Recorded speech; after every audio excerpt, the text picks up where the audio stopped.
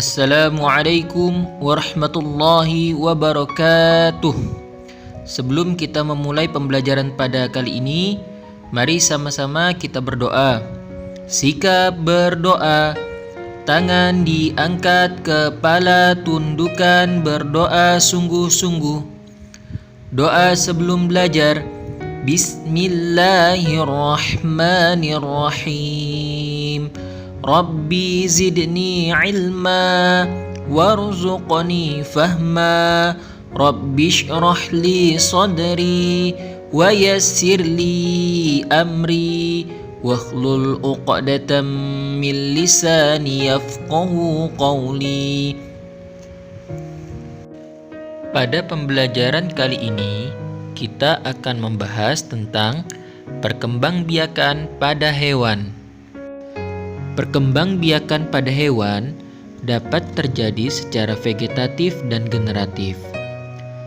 Perkembangbiakan secara vegetatif yaitu perkembangbiakan tanpa melibatkan peleburan sel kelamin jantan dan betina atau tanpa melalui proses perkawinan. Sedangkan perkembangbiakan secara generatif yaitu perkembangbiakan dengan melibatkan peleburan sel kelamin jantan dan betina atau melalui proses perkawinan. Perkembangbiakan vegetatif pada hewan dapat terjadi melalui 3 cara.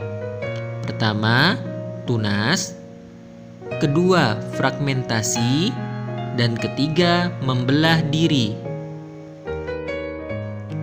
Perkembangbiakan vegetatif hewan dengan cara tunas yaitu di mana individu baru berasal dari bagian tubuh induk.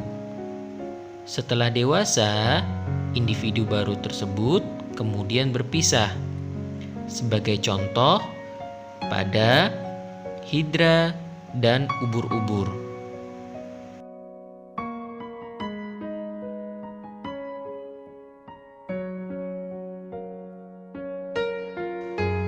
Perkembangbiakan vegetatif hewan dengan cara fragmentasi, yaitu individu baru berasal dari potongan-potongan atau bagian atau bisa disebut dengan fragmen yang terpotong dari tubuh induk.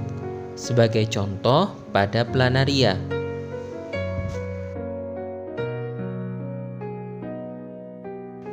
Perkembangbiakan vegetatif hewan dengan cara membelah diri dapat disebut juga dengan pembelahan biner, yaitu dengan membagi tubuh makhluk hidup menjadi 2 bagian sama besar.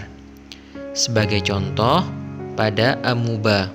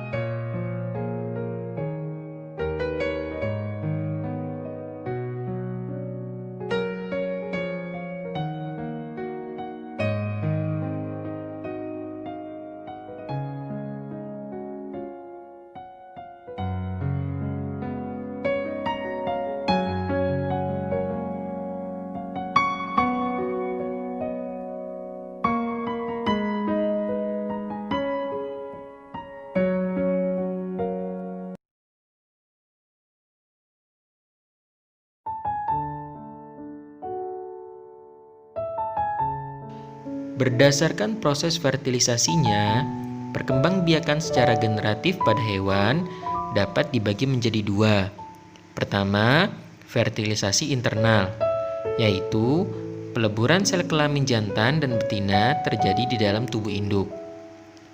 Dan yang kedua, yaitu fertilisasi eksternal, yaitu peleburan sel kelamin jantan dan betina yang terjadi di luar tubuh induk. Contoh fertilisasi internal antara lain sapi, kucing, beruang, rusa, dan lain-lainnya. Sedangkan contoh fertilisasi eksternal antara lain ikan dan katak.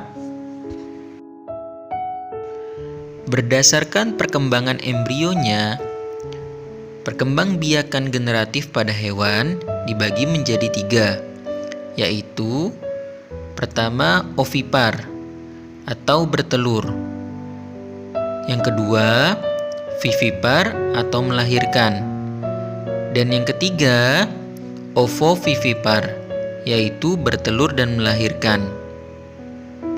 Contoh hewan yang berkembang biak secara ovipar antara lain ayam, itik, dan angsa. Sedangkan yang berkembang biak secara vivipar antara lain sapi, kucing, kambing, dan kerbau. Dan terakhir, yang berkembang biak secara ovovivipar antara lain ular boa, kadal, dan hiu. Tentunya contoh tersebut masih banyak lainnya di alam ini.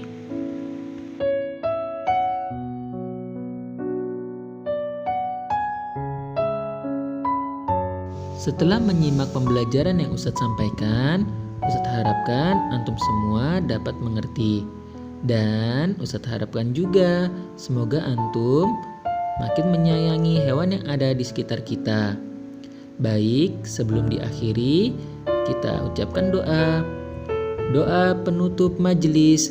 Subhanakallahumma wa bihamdika asyhadu an la ilaha illa anta astaghfiruka wa atubu ilaik. Ustadz akhiri. Assalamualaikum warahmatullahi wabarakatuh.